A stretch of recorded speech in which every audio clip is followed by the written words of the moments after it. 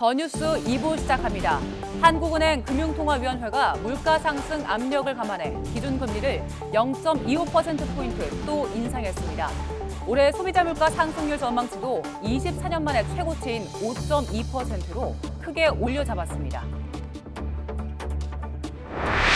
윤석열 대통령의 외부 일정이 사전에 공개돼 논란이 커진 가운데 대통령실이 모든 직원을 대상으로 고강도 감찰을 벌이고 있습니다. 대통령실은 정상화 과정이란 설명이지만 권력 내부의 세력 충돌이란 분석도 나오고 있습니다.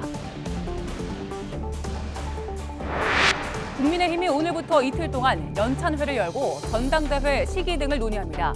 민주당은 비명계 반발로 제동이 걸린 당원 개정을 다시 추진하기로 했습니다. 오늘 0시 기준 코로나19 신규 확진자는 일주일 전보다 6만 명 넘게 줄어든 11만 3천여 명으로 확연한 감소세를 보였습니다. 그러나 사망자는 넉 달 만에 다시 세 자릿수를 기록하는 등 확진자 추세와는 시차를 두고 증가세를 이어갔습니다. 북한에서 코로나19 종식을 공식 선언한 지 보름 만에 새로운 의심 환자가 발생했습니다. 북한 당국은 의심 환자가 나온 중국의 접경 지역을 봉쇄하고 긴급 방역에 들어갔습니다. 러시아군이 독립기념일을 맞은 우크라이나에 로켓 폭격을 가해 수십 명이 숨지거나 다쳤습니다. 조 바이든 미국 대통령은 4조 원 규모의 추가 군사 지원 계획을 발표하며 우크라이나의 승리를 위해 마지막까지 돕겠다고 밝혔습니다. YTN 김영수입니다.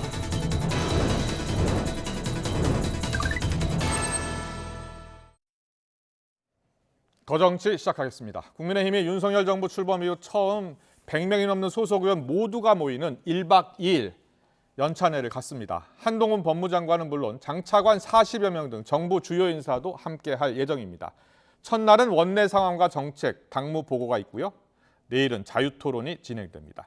자유토론에서는 새 당대표를 뽑는 전당대회 시기를 놓고 권성동 원내대표, 김기현 전 원내대표, 안철수 의원 등 당권주자들의 동상이몽, 신경전도 가열될 것으로 보입니다. 하지만 무엇보다 총체적 난국에 빠진 국정 운영 해법이 나올지가 큰 관심입니다. 인사난맥, 정책 혼선은 물론 이준석 전 대표 징계로 촉발된 당내 갈등까지 오늘 윤석열 대통령도 참석할 가능성이 거론되고 있는데요. 떨어진 지지율 회복의 계기가 될 수 있는 대책, 수습책이 나올 수 있을지 주목됩니다. 오늘 하태경 의원의 인터뷰 내용 듣고 더 정치 풀어가겠습니다. 대통령 본인이 지금 대통령실 인사에 문제가 있다고 하는 그 본인의 문제의식이 있는 거예요. 예. 문제의식이 있는 것이고 예. 수석 이상급, 비서실장 포함 수석 이상급은 지금 홍보수석은 대안을 찾은 거고 예. 이제 인사교체를 하면은 정말 실수를 안 할 사람 뽑아야 되잖아요. 잘할 사람 뽑아야 되잖아요. 그러니까 굉장히 신중한 겁니다. 수석급 이상은. 네. 근데 이제 그 밑에 있는 사람들 중에서도 예. 여러 가지 실수하거나 문제 일으키는 사람이 있을 수 있으니까 예. 그런 차원에서 이제 이 행정관급 인사 교체이긴 하지만 대통령실 인사 혁신의 어떤 신호탄이라고 볼 수 있죠. 이거 좀 잘하는 거라고 봅니다. 네, 윤석열 정부 출범 뒤에 처음 국민의힘 연찬회 오늘부터 시작해서 내일까지 진행이 됩니다. 당과 또 정부 인사들 총 출동하는 이번 연찬회는 당정이 원팀 의지를 다지는 그런 자리가 될 것으로 보입니다. 한편 비명계 반발로 당원 개정의 급제동이 어제 속보로 전해드렸습니다. 당원 개정이 부결됐는데요. 민주당이 오늘 또 수정안을 다시 올려서 추진하기로 했다고 합니다. 전국 현안을 짚어보겠습니다. 이현주 전 국민의힘 의원, 김유정 전 더불어민주당 의원 나와 계십니다. 어서 오십시오. 안녕하세요. 안녕하십니까. 반갑습니다. 네, 안녕하세요. 네, 안녕하세요. 오늘 국민의힘 연찬회 소식부터 좀 짚어보려고 합니다. 국민의힘 연찬회가 오늘부터 이틀 동안 열리는데요. 윤석열 대통령도 참석할 가능성이 있다라는 소식도 들리고 있고요. 오늘 연찬회에서는 어떤 문제들이 주로 논의될 것 같습니까? 아무래도 뭐 지금 여러 가지 이제 전국 현안 자체가 굉장히 복잡하지 않습니까? 네. 그러니까 실질적으로는 아마 전당대회 시기라든가 뭐 또는 어떤 지지율 반등의 어떤 방안이라는 이런 게 논의가 될 텐데 네네. 그런데 아마 형식적으로는 그래도 민생에 대한 얘기들을 안 할 수가 없죠. 그렇죠. 예. 근데 네. 그런 얘기들이 많이 있긴 할 텐데 보도에는 보도에는요? 아마 네. 큰 전당대회 관심은, 예. 시기 뭐 이런 건 중심으로 나오지 않을까 이렇게 생각이 전당대회 됩니다. 시기는 언제가 될 것 같아요? 주호영 위원장 말씀하신 걸 보면 네. 한 1월 중순 이후 이렇게 예상이 되지 않습니까? 네. 어쨌든 정기국회가 끝나고 정기국회가 12월 8일이나 네. 9일 끝나죠. 네네. 예. 네. 그 이후에 이제 치러지면 결국은 내년 1월, 2월에 그렇죠. 왜냐하면 한 45일 정도 이렇게 선거 운동을 의무적으로 하도록 돼 있거든요. 예. 선거 운동 기간이 규정이 돼 있습니다. 그래서 그거를 감안을 한다면 어쨌든 한 2월 초 정도 될 가능성이 많다. 초중순 그렇군요. 정도. 예. 그렇긴 한데 이제 얼마 전에 물론 보도긴 합니다만 뭐 대통령 측에서 이렇게 대통령께서 말씀하신 것 같습니다. 네. 전당대회를 뭐 이렇게 늦게 하느냐 이런 취지 얘기가 아, 있으셨다라고 그래요? 어떤 보도에서 나왔죠. 예, 예. 그런데 다만 그것이 이제 그리고 나서 바로 홍보수석이 부정을 했습니다. 근데 아마 내심 그런 얘기들이 있는 게 아닐까라고 생각들을 하고 있고요. 그렇군요. 근데 다만 예. 그렇게 적절한 건 아닙니다. 그렇게 이제 전당대회 시기까지 대통령께서 말씀하시는 거는 그래서 부정도 하시는 것 같고 그 공식적으로는. 예. 근데 그래서 여러 가지가 복잡한 것 같습니다. 거기다가 문제는 뭐냐면 이준석 대표의 어떤 징계 시기. 징계 기간이 만료되는 시기가 내년 1월 초에 끝나잖아요. 1월 초에 끝나지 예. 않습니까? 그래서 이준석 대표가 만약에 예를 들어서 그 사이에 수사에 문제가 없다라고 가정을 했을 때 그렇게 된다면 이준석 대표가 전당대회 참여를 한다라고 한다면 그것을 보장한다라고 한다면 네. 그러면 한 2월은 돼야 되는 거죠. 아, 근데 그렇군요. 빨리 당기면 당길수록 그것이 불가능해진다. 네, 예, 이렇게 알겠습니다. 볼 수가 있습니다. 김의정 의원께도 좀 여쭤보고 싶은데요. 민주당이 집권했을 때 이렇게 연찬회 자주 했습니까? 토상 1년에 한 번 정도는 하고요. 1박 2일 정도 했었고 이제 코로나 때문에 못 하다가 민주당도 네. 지난 6월 지방선거 이후에 했었죠. 또 음. 민주당은 큰 선거를 2번 연달아 참패를 했기 때문에 예. 사실 뭐 더 할 얘기가 많았던 게 사실이고요. 오늘 국민의힘 연찬회에서는 어떤 이야기들이 많이 나올 것 같아요? 지금 국민의힘도 좀 더 일찍 했어야 되는데 당 사정이 워낙 어수선했지 않습니까? 예, 이준석 전 대표 징계건부터 해가지고 예. 사고다 해서 직무대행, 비상이다 해서 비대위 지금 이렇게 갔잖아요. 맞습니다. 억지로 예. 만든 상황으로 갔는데 그래서 이제 어수선한 상황에서 조금 늦어진 것 같고요. 네. 오늘 뭐 장차관들 다 오고 대통령도 참석할 수 있다 이런 얘기가 나오던데 무엇보다도 주호영 비대위원장이 얼마 전에 짚었던 그 네. 부분이 저는 굉장히 핵심이라고 생각하는데 만 5세 입학 문제를 당과 협의만 했더라도 예. 이 얘기에 저는 주안점을 찍고 싶어요. 왜냐하면은 당정대가 원활하게 소통을 못하고 있기 때문에 네. 그런 핵폭탄급 정책을 아무 그 협의도 없이 수기 과정도 없이 덜썩 던져놓고 장관은 물러나게 되고 이제 이런 상황이 벌어졌잖아요. 그렇죠. 대통령 지지율은 추락하고 그래서 예. 그것만 보더라도 지금 국민의힘과 이 당 대통령실이 얼마나 소통이 안 되고 있는가. 그리고 네. 굉장히 왜 집권을 해본 경험이 있는 정당이 그 정부가 이렇게 아마추어처럼 구는가에 대한 답이 나온다고 생각하고요. 네네. 그런 당정대의 원활한 소통 문제랄지 이런 거는 뭐 반드시 논의가 돼야 될 것 같고 아. 이 의원님 말씀하신 대로 뭐 경제 민생은 뭐 말할 것도 없고요. 예. 어떤 결론을 낼지 모두가 예의주시하고 있는 상황이라고 보기 때문에 속으로 아무리 전당대회나 그 마음은 딴 데가 있어도 네. 일단 국민들이 보시기에 총 출동해서 정부와 대통령실 그다음에 당이 총 출동해서 무슨 결론을 끌어내는가, 네. 우리를 위해서 뭘 해주겠다는 건가, 국정 지표조차 없는 이 정부가 예. 그런 거에 대해서 주목하고 있다고 생각합니다. 그렇군요. 네. 정책 혼선 이야기 해주셨는데 정책 혼선 또 인사 문제 그리고 또 하나가 당내 갈등 문제인데요. 국민의힘 내분 중심에 서 있죠. 이준석 전 대표. 지금 가처분 결과가 지금 아직 나오지 않았습니다. 비대위로 전환하는 부분이 효력 정지해달라 이렇게 법원에 가처분 신청을 낸 건데요. 신청을 내면서 자필 탄원서 공개됐잖아요. 그래서 당에서 의도적으로 유출됐다 이런 주장을 하고 있고 여기에 대해서 김기현 의원이 오늘 이렇게 이야기했습니다. 듣고서 이야기 나누겠습니다. 법적인 일반적 상식으로는 이게 받아들여질 여지가 전혀 없다라는 말씀을 제가 드리는 것이고요. 기각을 또 확신하시는 제가 거네요. 그렇게 했더니 예. 또 법원의 권위에 대한 도전이라고 또 그런다는데 예. 아니 그럼 법원에다가 예. 이게 기각돼야 된다, 가처분이 기각돼야 된다 그러면 법원 권위에 대한 도전이고 네. 법원에서 이걸 받아들여야 된다, 인용 결정을 요구하면 그건 탄원이고 뭐 그런가요? 참 편리한 해석입니다. 자, 탄원서 유출 경로도 지금 논란이 되고 있는데 이준석 전 대표는 당이 일부러 셀프로 유출을 하고 셀프로 경악을 한다 이렇게 얘기를 하고 있는 것 같습니다. 누가 유출했는지도 제가 알 바 아니고 관심도 없습니다. 유출한 용어도 틀렸고요. 아니 이게 뭐 바깥으로 공개하는 게 불법도 아니고 예, 예, 예. 뭐 지금 법률상 금지되어 있는 것도 아닙니다. 네, 이와 관련해서 이준석 전 대표는요, 절대 본인이 흘리지 않았다 이렇게 이야기하고 상대방 탄원서를 언론에 열람용으로 유출한 쪽은 국민의힘이다 이렇게 주장하고 있는데요.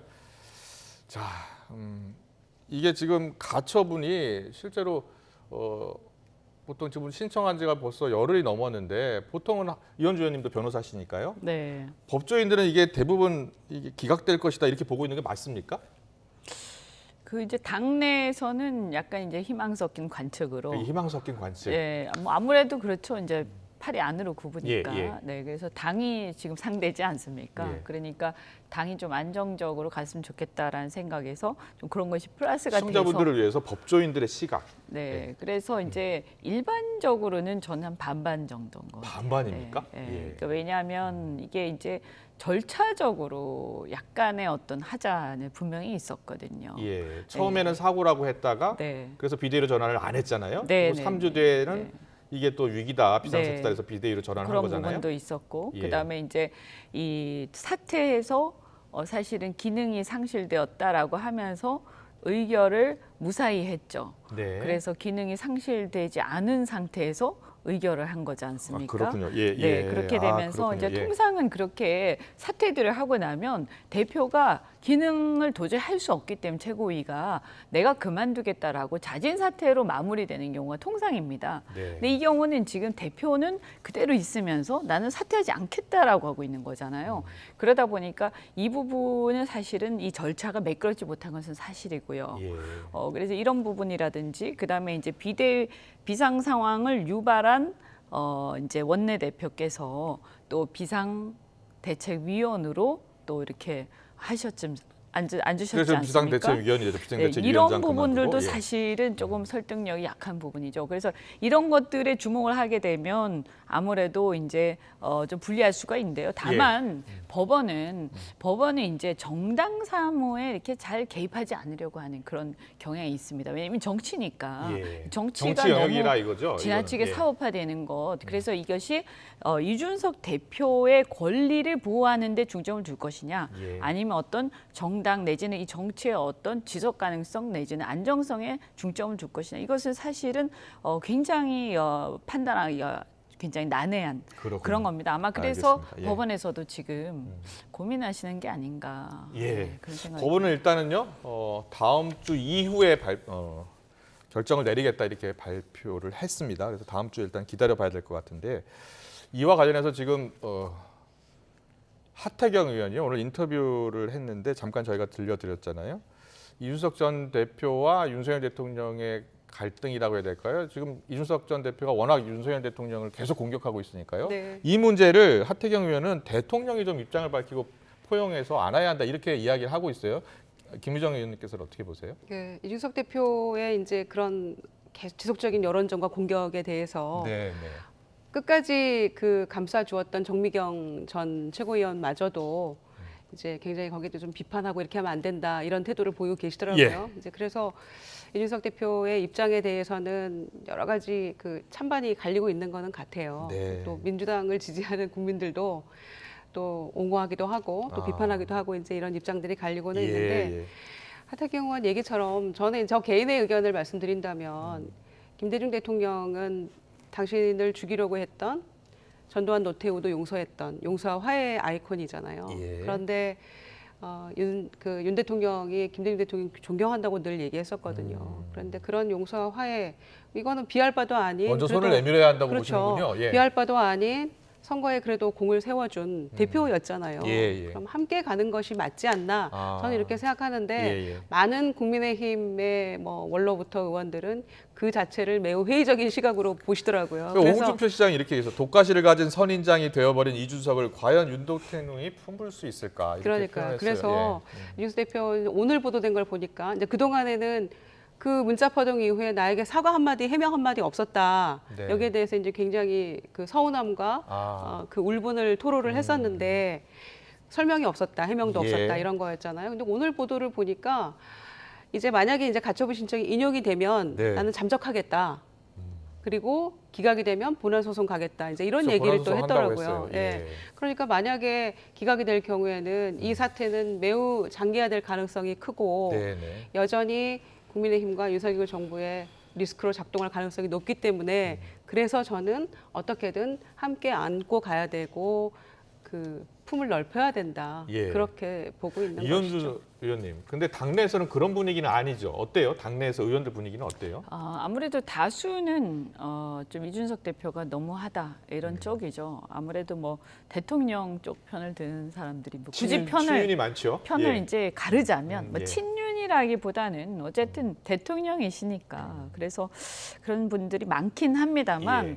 그러나 또 사석에서는 조금씩 얘기가 다르고요. 그래요? 네, 그렇습니다. 그러니까 이제 어떻게 보면 이준석 대표 잘한다는 게 아니고요. 사실 언행이라든가 사실 이런 부분들이 조금 문제는 있어요. 그래서 예. 이게 어떻게 되냐면 이제 본인은 당내 민주주의라든가 뭐 세대 갈등, 노선 갈등 이런 것들을 얼핏 비추지만 네. 이것이 자꾸 말이 많아지다 보니까 이게 막말 논란으로 비화된단 말이에요. 그래서 사실은 본질이 좀 가려지는 측면이 있어요. 그래서 말이 좀 거칠다란 표현, 거칠다는 지적이 많아요. 예. 그래서 그러다 보니까 옆에서 지켜보기도 상당히 안타까운데 예. 저는 이 어떤 그 조금은 언행을 자제를 하면 오히려 이것이 우리 당의 어떤 노선의 어떤 차이, 그다음 노선의 발전 방향에 대한 건전한 어떤 투쟁, 당내 투쟁으로 발전할 수도 있기 때문에 네. 저는 이렇게 꼭 나쁘게만 보진 않습니다. 그렇군요. 다만 예. 이제 여기에서 저는 처음부터 이제 윤 대통령께서 왜냐하면 승자니까 포용을 하는 게 좋겠다라고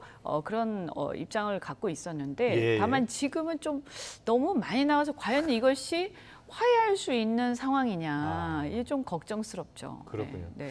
두 분 생각이 일치하는 것은 좀 윤 대통령이 먼저 이렇게 나서서 좀 화해 제스처, 좀 포용하는 자세 이런 게 좀 필요하다라는 뜻인데 지금은 이제 이현주는 조금 지난 거 아니냐 그 시기는. 이게 과연 예. 가능하겠냐 예. 그건 희망이지만 알겠습니다. 그리고 이제 하나만 더 말씀드리면 지금 이 상황은 이게 여기서 이준석 대표 같은 경우에는 물러설 수가 없어요. 여기서 물러설기가 굉장히 어려운 상황이죠. 그분의 입장을 가지고 예, 생각을 예. 해보면요. 그래서 우리가 객관적으로 이 상황 왜 윤 대통령이 포용을 해야 하느냐라고 예. 사람들이 얘기하냐면 그것이 포용력을 대통령에서 보여줘야 된다. 이런 것도 있지만 이준석 대표가 막다른 길에 지금 가 있거든요. 그래서 다른 것을 기대하기가 상당히 어렵죠. 그 사람의 입장에서 보자면. 퇴로의 길을 좀 열어놔야 된다. 그렇죠. 예. 네. 그 부분은 알겠습니다. 저도 비슷한 생각이고요. 그렇군요. 예, 그러니까 굉장히 억울하죠. 이준석 대표 입장에서는 억울한데 예. 내가 앉아서 죽느냐, 네. 서서 싸워야지, 아. 죽을 수 없다 이제 이런 생각일 거고 네. 한마디로 윤석열 정부의 성패는 이준석 대표를 함께 포용하고 가느냐 여부에 저는 달려있다고 생각하거든요. 알겠습니다. 그래서 굉장히 중요한 문제인데 소주, 김치찌개, 삼겹살은 누구랑 드시려고 이준석 대표에게 이렇게 박하게 구시는지 전 알겠습니다. 모르겠어요, 저는. 네, 오늘 뭐 연찬회가 어떤 영향을 미칠지 좀 보고요. 오늘 MBS 여론조사 잠깐 보고서 다른 이슈로 넘어가겠습니다. 윤석열 대통령 국정운영 잘하고 있다는 긍정평가 32% 나왔네요. 28%까지 떨어졌다가 4%포인트 올랐습니다. 부정은 65에서 63으로 네, 2%포인트 떨어졌습니다. MBS 조사입니다. 뭐 여론조사 여러 기관이 있죠. 리얼미터도 있고 갤럽도 있는데요. 일단 MBS 조사는 이렇게 나왔습니다. 이현주 의원님, 네. 뭐 긍정 32% 나왔네요. 자, 어떻게 보셨어요? 우선 이제 지지층의 결집이 좀 있었던 것 같아요. 그러니까 이렇게 계속 떨어지다가는 예. 굉장히 위기가 올 수 있다 하는 이런 위기 의식 예. 이런 게 좀 있었던 것 같고요. 그다음에 이제 지난주 이렇게 보면 이준석 대표하고의 갈등이 최고조에 달하지 않았습니까? 네. 그래서 이것과 관련해서 이제 당의 핵심 지지층에서는 약간 거기에 대한 어떤 반발심 이런 것도 좀 있었던 것 같고. 예. 그래서 그런 부분이 크다. 다만 앞으로 또 과제는 뭐냐. 네. 그럼에도 불구하고 사실 자세히 보면 20대, 30대, 40대 이렇게 그 젊은 층의 지지는 아직까지 회복이 요원하거든요. 그래서 우리가 이 부분은 도대체 이거 어떻게 근본적으로 이것을 극복하기 위해서 어떻게 해야 되느냐. 이것은 아주 깊은 고민이 필요한 지점입니다. 알겠습니다. 시간 관계상 민주당 당원 개정으로 넘어가겠습니다. 민주당에서 당원 개정안 최종 간문인 중앙위원회에서 어제 부결이 됐잖아요. 네. 당원 80조하고 당원 14조인데요. 80조는 기소 시 당무를 정지한다는 규정이고 14조는 권리당원 투표가 전당대회보다 우선한다는 거 아니었습니까? 네. 이번에 보니까 부결이 됐지만 민주당이 다시 추진한다고요? 어떤 내용입니까? 그러니까 지금 기소돼서 당직을 정지당했을 경우에 예. 그거를 정치 탄압인지 여부를 판단해서 풀 수 있는 기관이 윤리심판원이었어요. 그런데 그거를 당무위로 한다라는 이제 내용이었는데 예. 그게 이제 통으로 같이 그 권리당원 전원투표까지 포함해서 부결이 돼버렸죠. 예. 그래서 그 권리당원 전원투표는 떼어놓고 당무회에서 이제 그 판단을 다시 한다라는 것, 예. 그거를 다시 오늘 당무회 3시에 올려서 판단을 하고 그다음에 내일 중앙위를 또 소집해서 한다는 겁니다. 그렇습니까? 예. 그렇다면 한 번 부결된 그 사안을 다시 한번 표결을 한다는 건데 약간 이해가 안 되는 측면도 있어요. 그렇습니다. 그래서 당에서 이제 이상민 의원이나 또 박용진 지금 당대표 후보 같은 경우에도 거기에 대해서 반발을 하고 있는 거죠. 그러니까 일사부재리 원칙에 어긋나는 것이다. 예. 한번 같이 올라가서 부결된 것인데 따로 떼내서 분리했기 때문에 같은 사안이 아니다라는 이제 그렇게 안건 상정 이렇게 얘기를 하고 있는데 그렇게 보는 거군요. 약간 좀 예. 옹색한 부분이 있고요. 네네. 그래서 저는 이 전당대회가 저희가 이제 연달아 선거에 지고 나서 심기일전에서 좀 잘해보자 이렇게 컨벤션 효과가 좀 있어야 되는데 네. 그런 건 전혀 없고 워낙 결과가 너무 이제 예측 가능한 전대여서 그런지 모르겠습니다만은 이 당원 개정으로 너무 묻혀버려가지고 안타까움이 있고요. 또 내일 중앙위에서 이제 결과가 어떻게 될지 모르겠습니다만은 여전히 지금 권리당원 전원투표 부분도 불씨가 살아있는 거라서 끝나고 나서도 컨벤션 효과는커녕 이 잠재적인 갈등 요소 불씨가 너무 크게 남아있는 거 아닌가 싶어서 좀 우려가 솔직히 크죠. 김유정 의원님 이거 부결될 거라고 예상하셨어요? 예상 못했습니다. 그러니까 왜냐하면은 사실은 많은 논란이 있었고 예. 전준이 그다음에 비대위 당무위까지 통과된 안이었기 때문에 네. 중앙위도 아마 통과되지 않을까 이렇게 예측을 했었는데 네. 의외로 부결이 돼버렸어요. 물론 표 차이 과반에 한 15표인가 16표 모자랐습니다만 과반에 아주 좀 모자랐어요. 네. 47%가 46%라고 그러더라고요. 예. 그렇다고 해서 그럼 다시 이걸 또 올리느냐 이 모양도 저는 좀 어떻게 낯선 된 풍경이죠. 일일까요? 지금 이재명 후보 같은 경우에는 득표율이 네. 지금 전당내 득표율이 거의 80% 가까이 되잖아요. 네. 그러니까 권리당원 득표율이 굉장히 높은 상황인데 중앙위원회에서는 이 부결이 된 거라고요. 중앙위원 구성하고 권리당원 구성은 어떻게 다른 겁니까? 그러니까 권리당원은 지금 이번에 당대표 전당대회 투표권을 가진 권리당원은 이제 한 6개월 당비를 납부한 당원. 당원이고 예. 작년 12월 26일인가까지 이제 다 입당이든 복당이든 완료가 된 사람들이거든요. 예. 이제 그분들이 권리당원 지금 권리 행사할 수 있는 거고 중앙위원은 뭐 국회의원, 지역위원장, 뭐 기초단체장 포함해서 한 560여 명 되는데 네. 이제 그분들이 투표를 한 건데 그 면면에서는 지금 이 당원 개정이나 이 안에 대해서 여러 가지 우려를 하고 있는 것이죠. 그렇군요. 예, 권리당원 예. 전원 투표 관련해서도 이제 그 안에 당원 당규 개정안이나 이런 것도 할 수 있다라고 되어 있어서 거기에는 특히 중요한 거는 이제 공천 문제가 달려 있거든요. 네. 경선 방식이나 이제 그런 거에 대한 우려가 있기 때문에 이제 일방통행하는 거 아니냐에 대한 우려가 있어서 예. 부결이 됐는데 이거는 조금은 꼼수처럼 보여서 꼼수처럼 또 민심하고 당심 괴리를 또 가져오는 게 아닌가 다시 그렇군요. 올리는 거 좀 예. 우려는 됩니다. 알겠습니다. 이현주 의원께도 여쭤보고 네. 싶어요. 민주당이 저게 당원 개정, 물론 국민의힘도 지금 당원 네. 개정했잖아요. 네. 얼마 전에 네. 원내대표도 당 대표를 지명할 수 있도록. 네. 근데 상대 당이 저렇게 당원 개정하려다 또 이렇게 안 됐어요. 부결됐어요. 저 모습 어떻게 보셨어요? 지금 뭐 바로 얼마 전에 저희가 또 이 비대위 출범 과정에서 굉장히 매끄럽지 못한 모습을 보여준 직후라서 네. 참 이제 저희가 실점을 했는데 또 민주당에서 또 같이 이렇게 해주니까 예. 이러니까 우리도 이렇게 어떻게 보면 철저하게 성찰 안 하는 거 아니냐. 그래서 이게 적대적 공생이 정말 국민들한테는 굉장히 부끄러운 모습을 보이고 있다 이런 생각이 들고요. 예, 예. 안타까운 게 어쨌든 그래도 야당이 제대로 서서 이럴 때는 또 이렇게 호되게 이렇게 또 견제도 해주시고 해야 또 사실은 우리 여당 쪽에서도 긴장해서 하는 거 아니겠습니까? 예, 예. 그래서 지금 보면 이제 방탄전대가 돼버렸죠. 네. 네, 그래서 제가 볼 때는 물론 이제 이 80조 이거 말고 어떻게 보면 중앙위원회를 구성하는 핵심 당원들과 그러니까 대의원층이라고 해야 되나요? 네, 그 네. 대의원층과 일반 권리당원, 그러니까 이재명 의원을 지지하는 권리당원층 간의 어떤 갈등이 조금 있는 것 같아요. 네, 제가 네. 봤을 때 부결된 걸 보면. 근데 어쨌든 이런 것들이 근데 또 다시 또 한단 말이에요. 그거 빼고. 그래서 당원 80조 다시 또 하는 걸 보면서 근데 사실은 만약에 진짜 그런 상황이 벌어지면 야 이걸 적용해가지고 면피하려고 할까 과연? 그렇게 예. 되면 국민들이 지지할까? 그래서 저희도 비대위 할 때 사실 굉장히 부끄러운 일이 많았습니다만 지금 정치권이 전체적으로 여야 할 것 없이 이런 부분들에 있어서 이게 조금 뭔가 국민들 눈치도 안 보고 그냥 막 하는 것 같다. 예. 이런 생각이 좀 듭니다. 국민들 눈치 안 보고 하고 있는 것 같다고요. 예. 네. 국민들 눈치 봐야죠. 선거가 지금 아직 좀 많이 오래 남아서 남아서 그렇게 그런 생각하는 건가요? 건지. 여의도의 1, 2, 3당이 전부 비대위 체제로 가고 있는 이런 부끄러운 네. 현실 앞에서 네. 전체 실종됐죠 네. 완전히. 네. 할 정치 말이 실종. 없네요. 예, 네. 맞습니다. 정치 실종. 시간이 좀 더 있으니까 대통령실 이야기 좀 잠깐 해볼게요. 대통령실 어저께 대통령 일정이 공개됐는데 대통령 배우자죠 김건희 여사 팬카페의 댓글에 윤석열 대통령 일정이 공개됐습니다. 기자들도 모르는 일정이 공개된 거예요.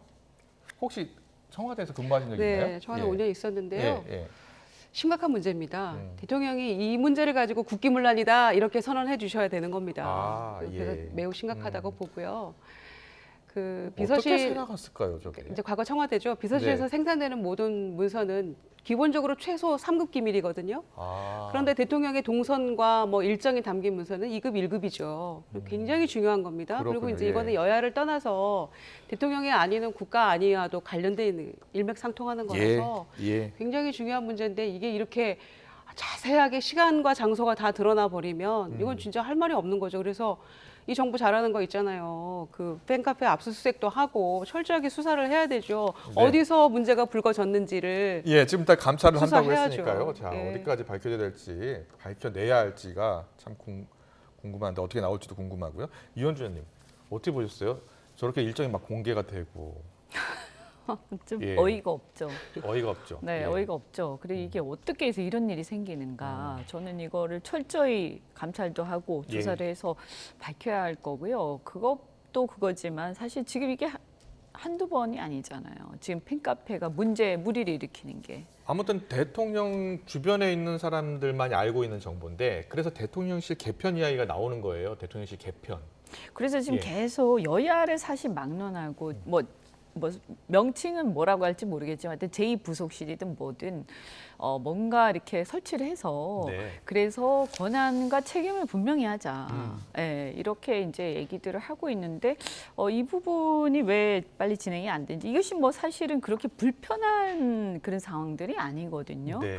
그래서 이것은 대통령과 영부인을 위해서도 필요한 것이라고 저는 생각합니다. 그래서 더 예. 이상 이렇게 팬카페가 사실 대통령 영부인 팬카페라는 거는 지금 굉장히 영부인께도 그렇고 대통령을 위해서도 좋지 않습니다. 사실 지지율에도 안 좋은 영향을 미치고 있다고 생각이 되고요. 예. 그래서 이분들도 정말 대통령과 영부인을 위하신다면 저는 자진해서 해산을 하시는 게 네. 맞지 않느냐 이렇게 생각합니다.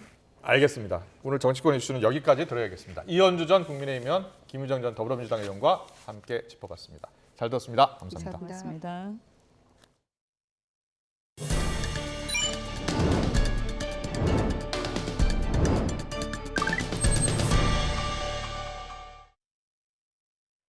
술에 취해 택시기사를 폭행한 혐의로 기소된 이용구 전 법무부 차관에 대한 1심 선고가 사건 발생 1년 9개월 만에 내려졌습니다.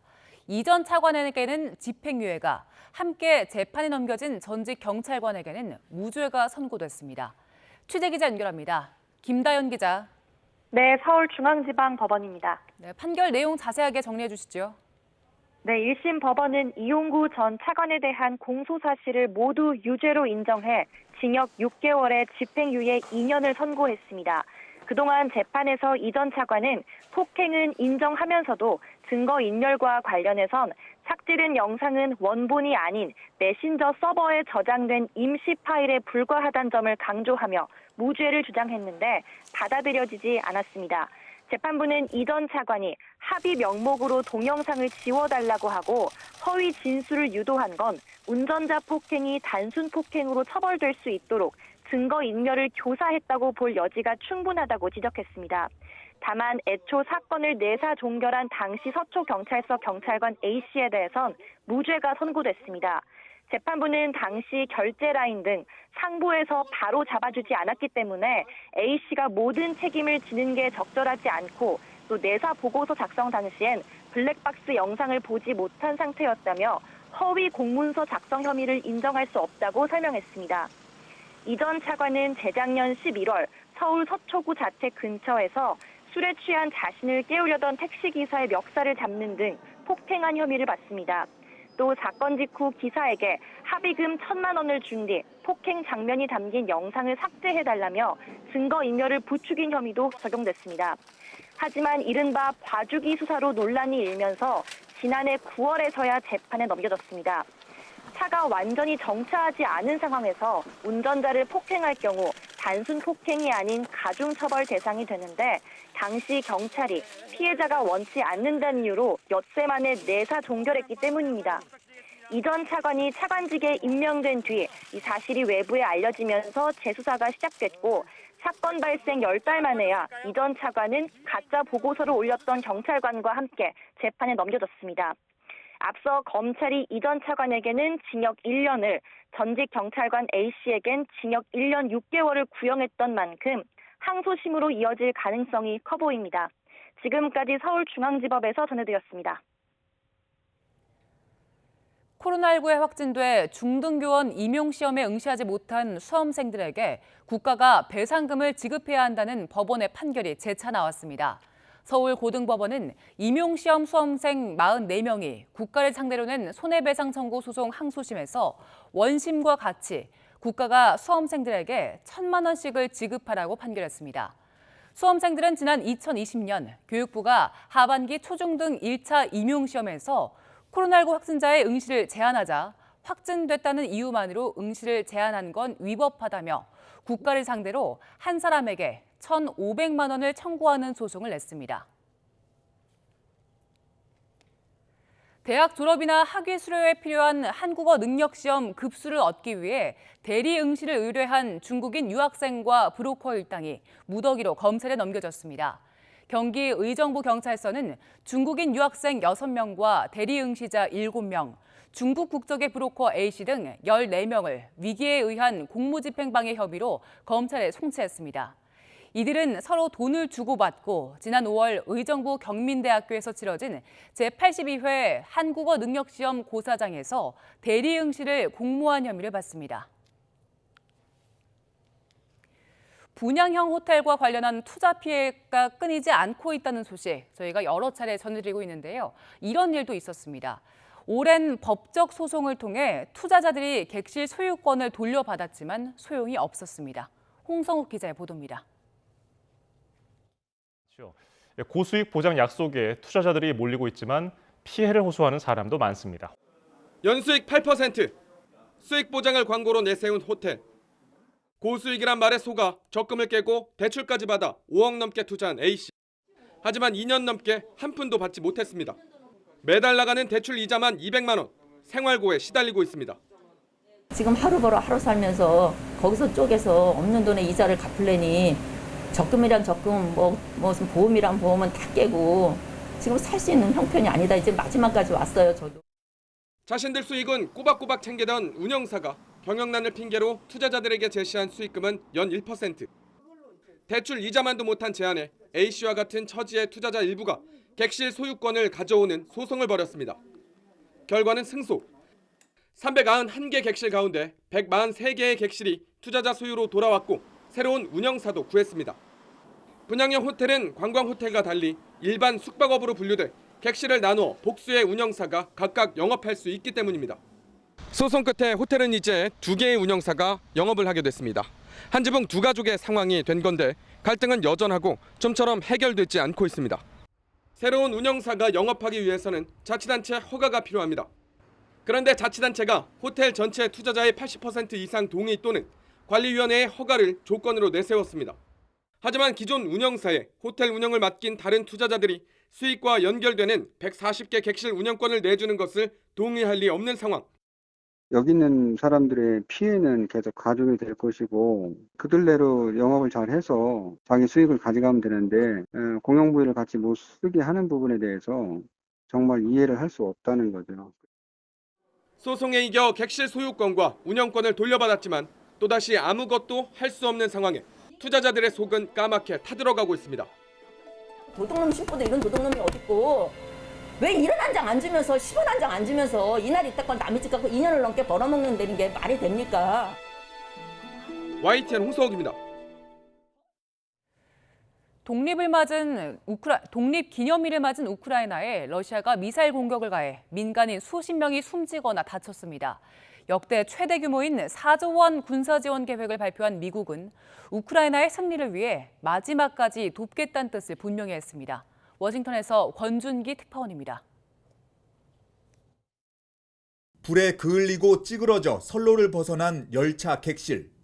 주변에 있던 승용차는 아예 뚜껑이 날아갔고 기차역이 있던 자리는 벽돌 잔해만 남았습니다. 독립기념일을 맞은 우크라이나 중부 지역의 차플리노 기차역에 러시아가 미사일 공격을 가해 민간인 사상자가 속출했습니다. 유엔 안전보장이사회에서 러시아 반대로 실랑이 끝에 발언 기회를 얻은 젤렌스키 우크라이나 대통령은 방금 보고받은 정보라며 기차역 폭격 사실을 알렸습니다. Unfortunately, the death toll could increase. This is our life every day. This is how Russia got prepared for this UN session. 보리스 존슨 영국 총리는 독립기념일을 맞은 우크라이나를 깜짝 방문했습니다. 드론 2,000대를 포함해 850억 원 규모의 추가 군사 지원 계획과 함께 우크라이나 승리를 위해 계속 함께하겠다는 뜻을 밝혔습니다. I told you then that we were shoulder to shoulder with you, and that is as true today as it was in that horrific moment. 백악관도 우크라이나 독립기념일에 맞춰 단일 지원으로는 역대 최대인 4조 원 규모의 군사 지원 계획을 공식 발표했습니다. 미국이 지금까지 우크라이나에 투입한 군사 지원액만 14조 2천억 원에 달합니다. 미 국방부는 이번 지원은 우크라이나의 중장기 방어 시스템 구축을 위한 것이라고 강조했습니다. Representing a multi-year investment in critical defense capabilities. This package is about building enduring strength for Ukraine as it continues to defend its sovereignty in the face of Russian aggression. 이런 가운데 미국 정보기관은 러시아가 점령한 우크라이나 동부 지역에서 조만간 주민 투표를 실시해 러시아 병합 찬성 의견을 이끌어낼 거라는 첩보를 내놨습니다. 최근 조사에서는 미국인 절반 이상이 러시아 철수 때까지 우크라이나를 지원해야 한다고 밝혀 장기전으로 접어드는 우크라이나에 미국 여론도 힘을 싣는 양상입니다. 워싱턴에서 YTN 권준기입니다. 국내 유일의 과학 전문 방송 YTN 사이언스의 유튜브 구독자 수가 60만 명을 넘어섰습니다. 지난 2013년 6월 유튜브 서비스를 시작한 YTN 사이언스는 2018년 구독자 수 10만 명을 넘어섰고 지난해 8월 50만 명 돌파에 이어 1년 만에 다시 60만 명으로 늘어났습니다. 북한에 억류됐다 숨진 미국인 대학생 오토 원비어의 부모가 미국에 정착한 탈북인에게 아들의 이름으로 장학금을 수여하기로 했다고 미국의 소리 방송이 보도했습니다. 원비어의 아버지인 프레드 원비어 씨는 미국의 소리와의 통화에서 미국 컬럼비아 대학원에서 공부를 시작한 탈북민 이서연 씨를 오토 원비어 재단의 초대 장학금 수혜자로 선정했다고 밝혔습니다. 장학금 수여 배경에 대해서는 북한 엘리트 출신의 안락함을 포기하고 탈출한 뒤 북한의 자유를 위해 노력하는 열정에 큰 감명을 받았다며 아들의 이름과 유산이 북한 정권에 더욱 강력한 메시지가 되길 바란다고 말했습니다. 일본에서 전체 이혼 중 20년 이상 함께 산 부부가 이혼하는 이른바 황혼 이혼 비중이 역대 최고를 기록했습니다. 일본 후생 노동성은 지난 2020년 인구 변동 통계를 바탕으로 집계한 결과 전체 이혼 중 황혼 이혼이 차지하는 비중이 21.5%를 기록했다고 발표했습니다. 이런 비율은 통계가 남아있는 지난 1947년 이후 가장 높은 것으로 1990년의 13.9%와 비교할 때 1.5배 수준이라고 아사히 신문이 보도했습니다.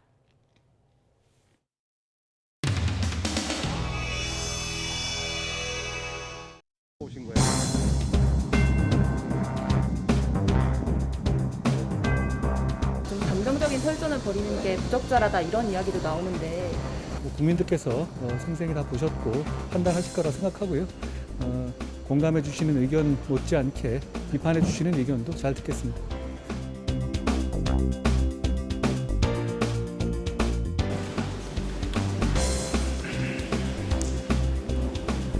한동훈 법무부 장관의 국회 무시를 더 이상 묵과하지 않을 것이다. 화무 11홍. 지금 한 장관이 새겨야 할 교훈임을 잊지 말아야 한다.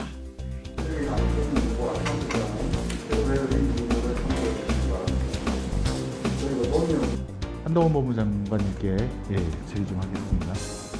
대리인의 강일원 전 재판관을 선임했다라는 보도가 나오는데 사실인가요? 사실입니다. 잠시만요. 김성원 의원님. 네네. 아니에요. 아니에요. 그러니까 정관이후 결산에 대한 토론과 현안 질의는 제가 분명히 구분하고 있습니다. 현안 질의가 아니라 한동훈 법무부 장관의 해외 출장비에 대해서 여쭤보려고 합니다. 자, 위원장님, 제가 이 질의해도 됩니까? 안 됩니까?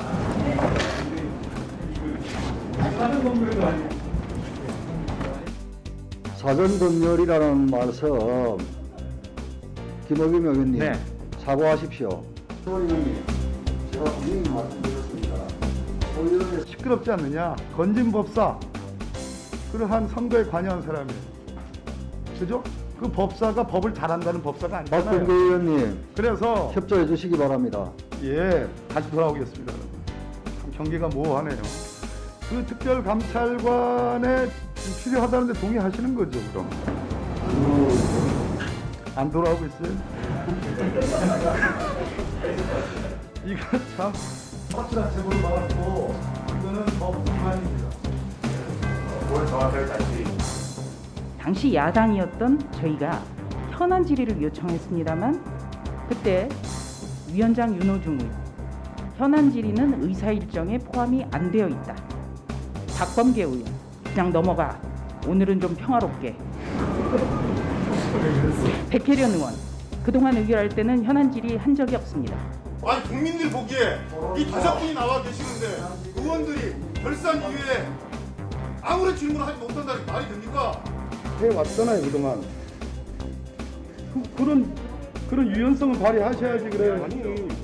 박주민 의원님. 다음부터 현안 질의 여부에 대해서 이렇게 시원하게 오프메이드 같은 회의진에 하지 마시고 아니 세상에 야당 의원들의 질의가 현안을 넘나들 수도 있는 거지. 여기 코미디 하는 사람 아무도 없습니다. 경쟁되지 않는 것이 없는 것인데. 진정하시고.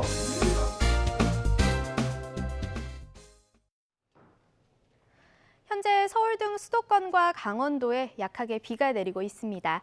서해상에서 비구름이 계속 유입되면서 오늘 저녁까지 중부와 경북 북부에는 5mm 미만의 비가 조금 내리겠고요. 밤에는 전북 북부와 경북 남부에 빗방울이 떨어지는 곳이 있겠습니다. 오늘 중부지방은 비가 내리며 선선한데요. 남부지방은 대구가 29.2도로 낮더위가 나타나고 있습니다. 내일은 전국적으로 구름만 많은 날씨가 이어지겠습니다. 내일 아침 기온은 예년과 비슷하거나 조금 낮겠습니다. 서울 21도, 대전 19도, 광주 21도가 예상됩니다. 내일 낮 기온은 30도 안팎까지 오르면서 다시 낮더위가 나타나겠습니다. 서울 29도, 대전 29도, 대구 30도가 예상됩니다. 주말에는 대체로 맑은 날씨 속에 예년보다 선선한 날씨가 이어질 전망입니다. 날씨였습니다. 네, 이슈를 더 쉽게 풀어드리는 더 뉴스. 저희가 내일은 더 준비하겠습니다. 잠시 뒤 뉴스큐가 방송됩니다. 시청해주신 여러분 고맙습니다.